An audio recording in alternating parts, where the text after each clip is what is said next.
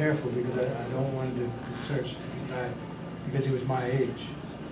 Carl Bieber Jr. heard it from him. He was sitting at the next bar seat. Okay. He said, when the checks come out, they put 2 buses on. And he was sitting right next to me at the bar at the Blue Velvet in Goodstock. Well, that would be a pretty Or authoritative Red source. Velvet, whatever was it. Yeah, Carl Bieber Jr. might be a pretty reliable source there. Yeah, yeah. It's the Bieber bus company. I mean, right out of Reading. See it all the time. They used to put 2 buses Yeah. on at the beginning of the month, or one of the checks came out, 2 buses went on.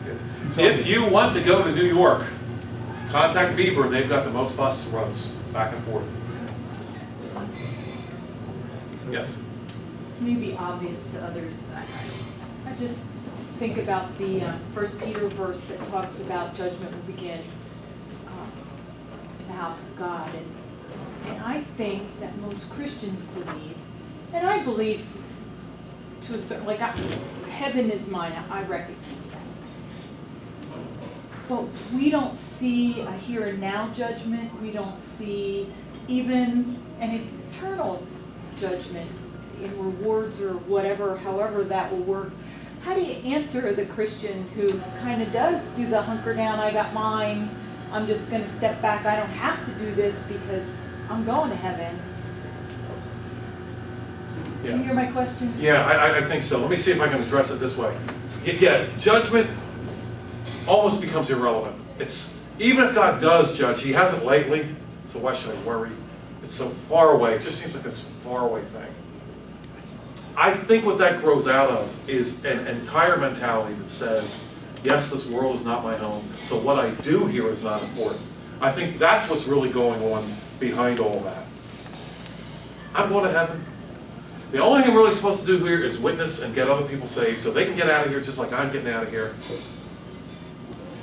You're familiar perhaps with the pastor, George Whitfield, who was in at a pastor's, basically, not a pastor's conference, but a lot of the pastors are talking, fellowshipping, basically sitting around a table. And of course, one of them talked about how great it's going to be to go to heaven. And of course, when that issue comes up, the spiritual thing is to all say, yeah, can't wait to get there, right? That's pretty spiritual, right? I mean, what's wrong with you if you don't want to go to heaven right now? And everybody got excited, including George. He was a young man at the time. Except for one old pastor who wasn't all excited that he wasn't getting in with everybody else. And George kind of stopped everybody. George Whitfield, the preacher, the evangelist. And he said, as far as I know this happened in England, he said, why aren't you with the rest of us? And this old pastor said, look, if we're not in heaven, we're still down here for a reason. Everybody, figure out what it is and go do it. And stop worrying about what you can't control. I really think that the basis of that issue, underneath it, the bedrock of it is, it's not important anyway. The only reason why I have to worry about judgment is in case it makes my life uncomfortable. But I'm going to stay comfortable for as long as I can, because that's really what I'm going to do. Just wait and go to heaven. Incidentally, I know we hear all the time, I've heard this. Well, when we go to heaven, it won't matter what's going on earth. You ever heard that? We won't care. You know what the Bible is saying a lot about heaven? Until you get to the book of Revelation. But if you look at the book of Revelation, it's pretty interesting. Because when John's in heaven, what's the interest? How long? Yeah. They're up in heaven, but they're very, very interested. And what's happening in heaven is basically concerned about what's going on earth. We are here for a reason still. And it's definitely not to sit on our hands. My friends, the benefits that we have, because the people that came before us didn't sit on their hands. We are showing ourselves unworthy for the next generation. My word. What if the previous generations had done for us what we are doing to the next generation? Where would we even be? I don't even know. Did I see another hand? Oh, yes, Nancy. Joe, I have a sort of a practical application question, I guess. And it has less to do with, I'm assuming that people in this room are Christians, I'm assuming that we all are in the world and therefore dealing with the pushback that the world gives us all Yes. the time about being Christians. Yes. How would you handle, what is your response to, for example, what NBC just did? Which, do you know what he just did? He did not. They're just doing so many things. Which one are we Well, talking about? the one that I was speaking about specifically was that during the coverage of the U.S. Open, they had twice they played the blurb in which they recited Pledge of Allegiance, and they specifically left out the segment that said, "Under God," both times, and it was extremely intentionally edited out. And so, So they didn't mean to make anybody mad. no, they apologized if they offended anybody. Okay. They didn't apologize for doing it, they apologized if anybody was offended. Yeah. Okay, so the question is this, the question is now, do Christians just say, well, that's NBC, they're always like that, they're part of the culture? Or do people get motivated and try to push back? My theory about this is this, I'm sort of an activist in my own mind, and the homosexual lobby is very effective because nobody ever gets away with stuff like that. You talk about badly about a homosexual on TV or anything like that, you're out of here. Okay? Christians sit there and say, I wish they hadn't done that, you know? It's just a shame what's happening to our culture. Nobody ever really gives it to them. What's your Yeah. response? Thanks for one of my favorite questions. We Christians have not worn out our eyes reading the Bible. I think we've pretty much worn out this finger right here, doing this, if we can even do that much. Well, let me illustrate it this way. Some of you know this. This happened recently in our own home.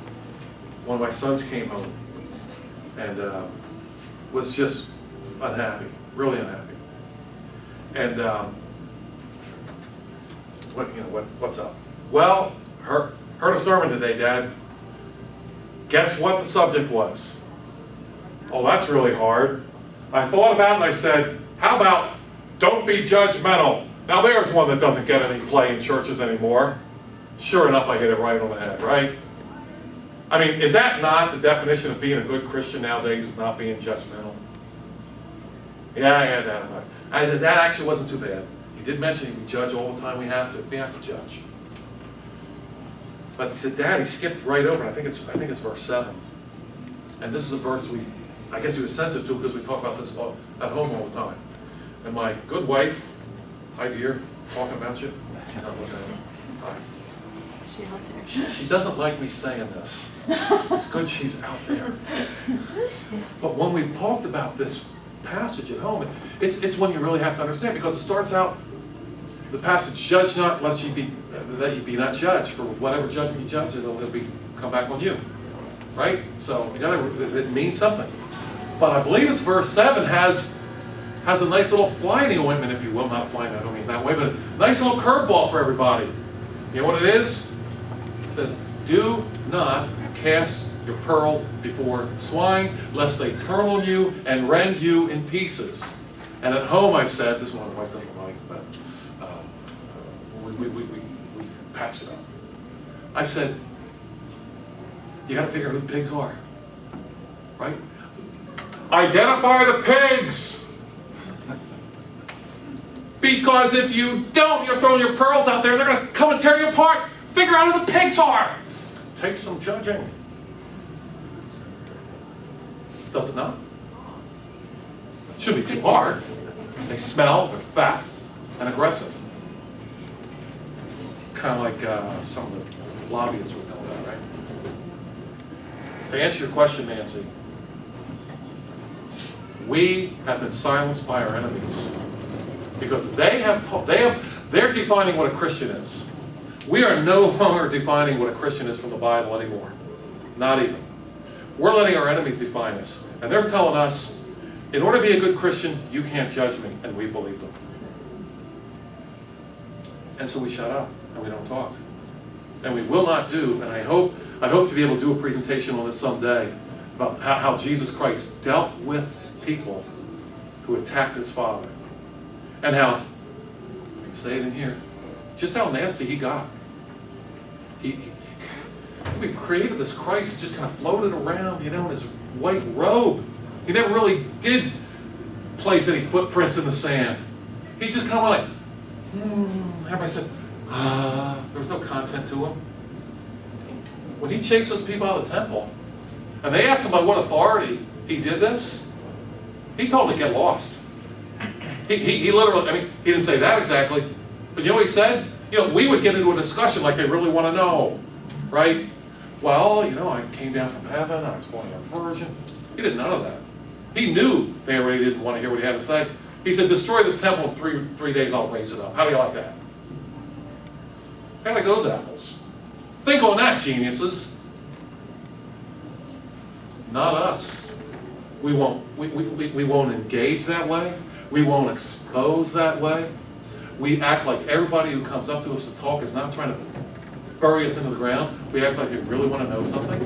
And in the end, we're Lot. We are Lot. Dear Lot. Poor clueless Lot. It's us. It's us. They're surrounding your house, Lot. They want your daughters, Lot. They want the two people in your house. They're going to kill everybody, Lot. They're going to kill you. What's Lot's response? My brethren. Please don't. They're my house. Now that was good information, wasn't it? They've come out of my house under my protection. Oh, thanks, Lot. That's some new information. I didn't realize that you were protected. They didn't care.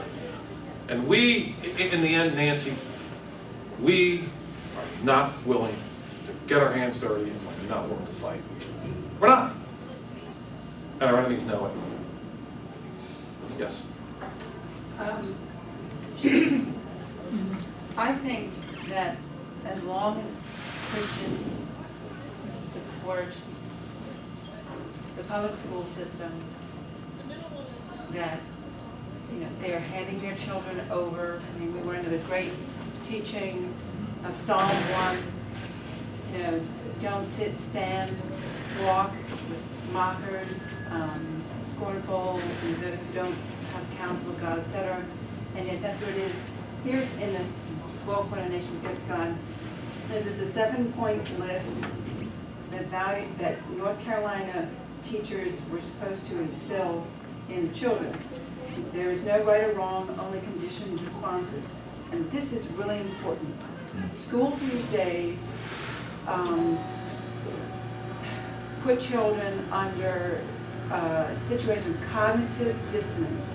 So it will be, in Ken Tam's book, it will be those students who have been in Christian environments who will be more strongly out, because they are the ones who are more strongly affected by this cognitive dissonance. They create these psychological techniques. But the collective good is more important than the individual. Therefore, the individual never works. We won't step out. Consensus is more important than principle. Let me just give them the whole collective good thing.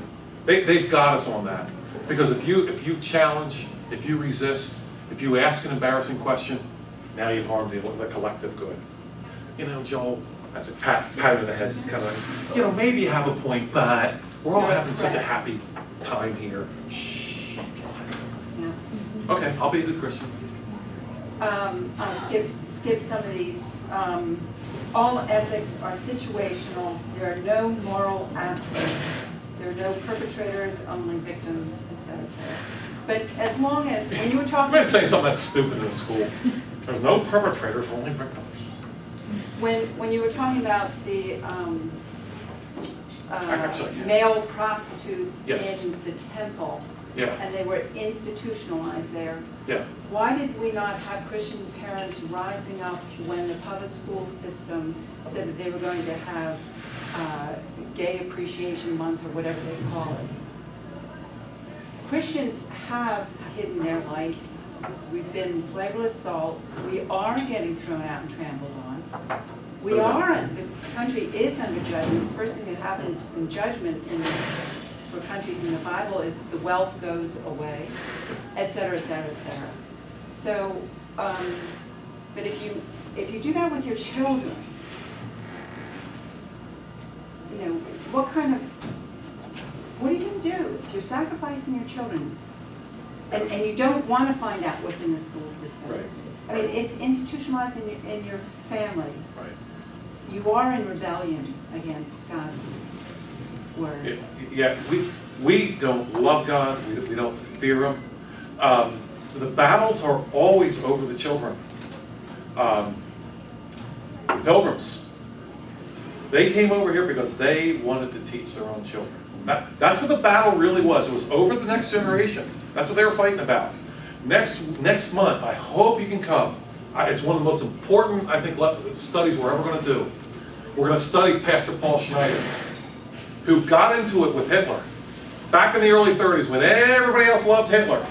And don't ever forget that the Lutheran Church embraced Hitler and worked his National Socialism into their theology. Don't ever forget it. We're going to look at that next week. But that was his fight.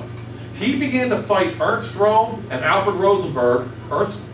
Say for next month, but Ernst Röhm was Hitler's street thug, if you will. And Alfred Rosenberg was his, ivory tower apologist for the master race idea. And he got into it with both of them. And it started, you know what started it? They started doing Hitler Youth activities during catechism class. And so the young people in the church were getting dragged out of the class and doing Hitler Youth sports and stuff. And that's when Pastor Paul Schneider rose up. It's always about the next generation. And if you read Animal Farm, best book ever, I think. You may or may not recall that the dogs in the beginning, when Napoleon the pig and what's the other, Snowball, the pig, they take over the farm.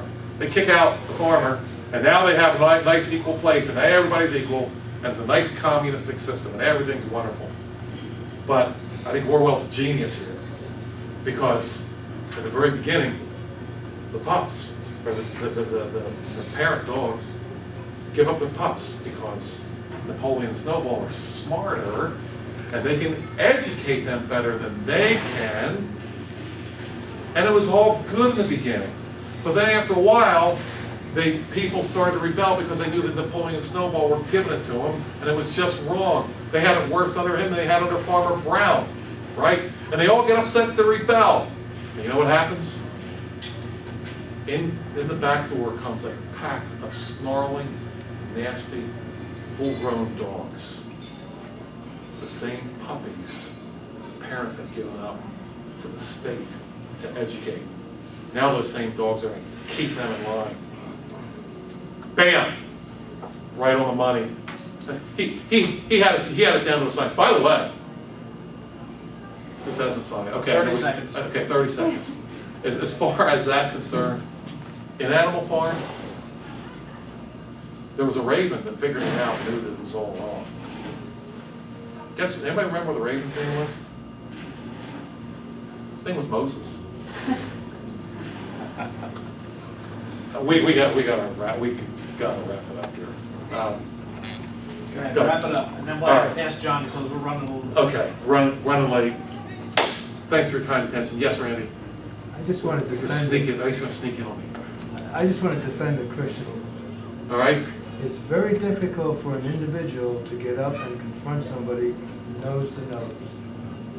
And what has happened is the pastor allowed this theology of love to suppress what should be done, and the Christian goes right along with that and say, hey, I'm not going to confront him too badly, I got to do it in love.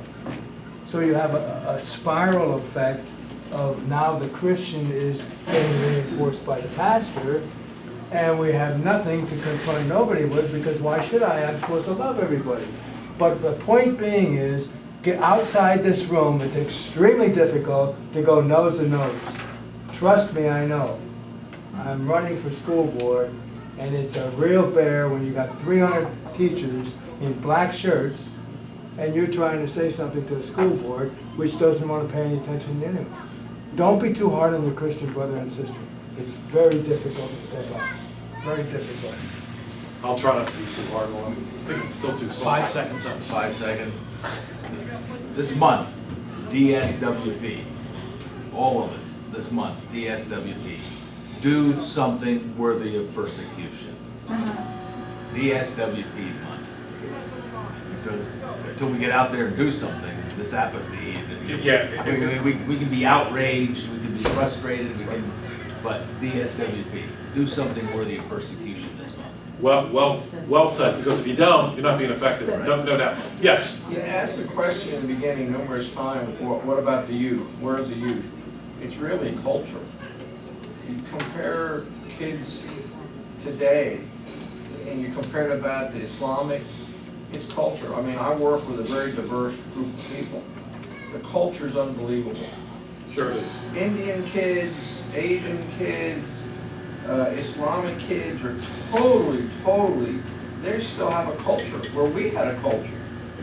Growing up in the 50s and the 60s, there was a culture. Yeah, we have. We don't have a culture today. No, we don't. It's been destroyed. We've given it away. Right. And now it's a vacuum. So who is to really blame? It's really the parents to blame, because you're really giving up your kids to the culture. Well, you know what, to answer that real quickly, yes. Give up, Joey. When the lights go out. I believe in scripture, especially when the scriptural prayers are prayed, 3 people get identified, generally speaking. Our fathers, our priests, and our princes and our kings. I don't think any one of them can escape it.